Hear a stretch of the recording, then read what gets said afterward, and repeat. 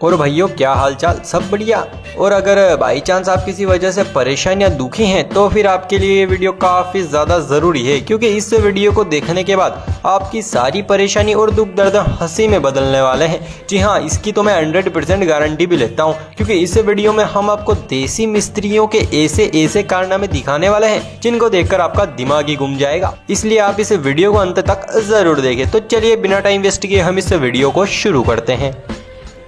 अक्सर ठंड के टाइम पर हम गर्म पानी से नहाते हैं, क्योंकि उस टाइम पर ठंडे पानी को छूना भी मौत को हाथ में लेने के बराबर होता है। वैसे कई लोगों के घर पर पानी गर्म करने के लिए गीज़र होते हैं, लेकिन कुछ लोग ऐसे भी होते हैं जिनके पास गीज़र नहीं है। जैसे कि इस आदमी के पास गीज़र नहीं था, तो फिर क्या, इसने अपना देसी दिमाग लगाया और ये जुगाड़ कर दिया।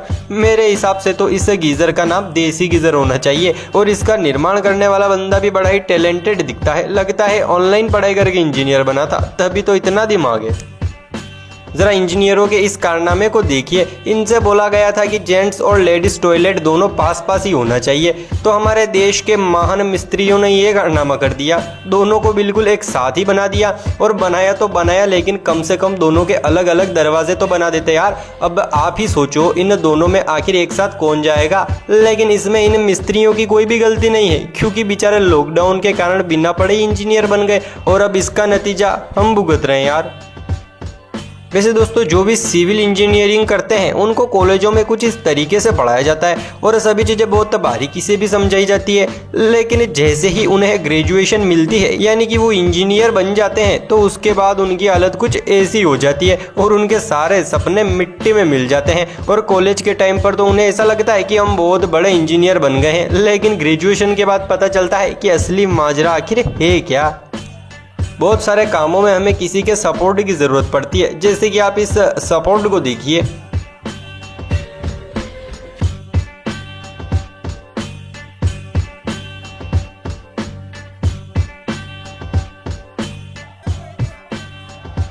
भाई मुझे दुख इस बात का नहीं है कि ये गिरे हैं, मुझे दुख इस बात का है कि इस वाइट टी शर्ट वाला बंदे के ऊपर जो आदमी गिरा, अगर वो उस टाइम पर अपने सिलेंडर में से थोड़ी सी, बिल्कुल थोड़ी सी गैस भी बाहर छोड़ देता ना, तो वो वाइट टी शर्ट वाला बंदा तो सीधे पड़लों की सिधार जाता। वैसे घर पर कभी भी पानी का पाइप टूट जाए तो हम क्या करते हैं, नया पाइप लाते हैं और फिर उसे लगाते हैं। लेकिन इन भाई साहब ने तो गजब ही कर दिया, इनके भी पाइप टूट गया था, तो फिर क्या, इन्होंने ये जुगाड़ कर दिया, यानी कि जूते को ही काट कर लगा दिया। भाई इस सिस्टम के आगे तो पाइप भी फेल है। पता नहीं यार, भारत के लोग ऐसे दिमाग कहाँ से लाते हैं। इन लोगों के लिए एक लाइक तो बनता है गुरु। कुछ ऐसा ही इन भाई साहब के साथ भी हुआ। इनसे कहा गया कि अगर आप इंजीनियर है तो हमें कोई सा भी एक आविष्कार करके दिखाइए, तो इन भाई साहब ने ये आविष्कार कर दिया, डायरेक्टर फव्वारे के नीचे मोमबत्ती को ही लगा दिया। वैसे स्कीम बड़ी जोरदार है, इसमें तो बिना बिजली के पानी गर्म हो रहा है। और अगर आपके बिजली का बिल ज़्यादा आता है ना, तो फिर आप भी ये जुगाड़ लगा लीजिए। अब इन मिस्त्रियों को कौन सा इनाम दे भाई, इनको रोड बनाने का ठेका दिया था, लेकिन आप ही देखिए ये कैसे रोड बना रहे हैं।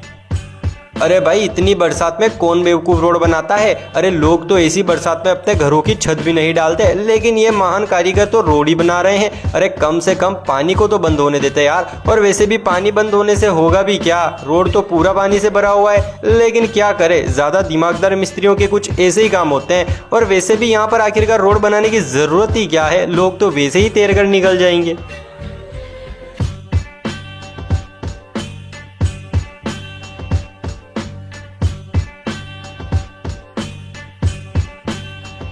सभी को किसी ना किसी से प्यार ज़रूर होता है, लेकिन क्या आपने कभी सोचा है कि अगर एक सिविल इंजीनियर को किसी से प्यार हो जाए तो क्या होता है। चलिए आज हम आपको इसका उदाहरण दिखा ही देते हैं। जी हाँ, ये एक प्यार में पागल इंजीनियर ने ही तो बनाया है, क्योंकि इसे हर जगह पर बस प्यार ही प्यार नज़र आ रहा था। और इसी का नतीजा था कि उसने अपने प्यार को यहाँ पर दिखाने की कोशिश की।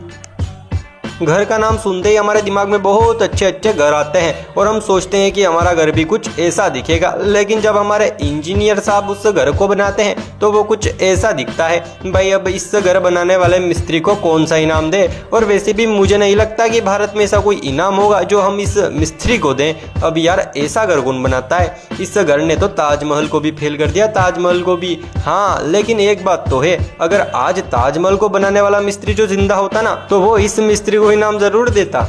अब इस कलाकार के बारे में तो क्या ही कहें, लेंटर के अंदर किताबों को ही रख दिया। भाई मुझे ये समझ नहीं आ रहा कि ये घर सीमेंट और ईंटों से बनाया जा रहा है या फिर किताबों से, क्योंकि इस लेंटर यानी कि कॉलम को देखकर तो ऐसा ही लगता है कि ये किताबों से बनाया जा रहा है।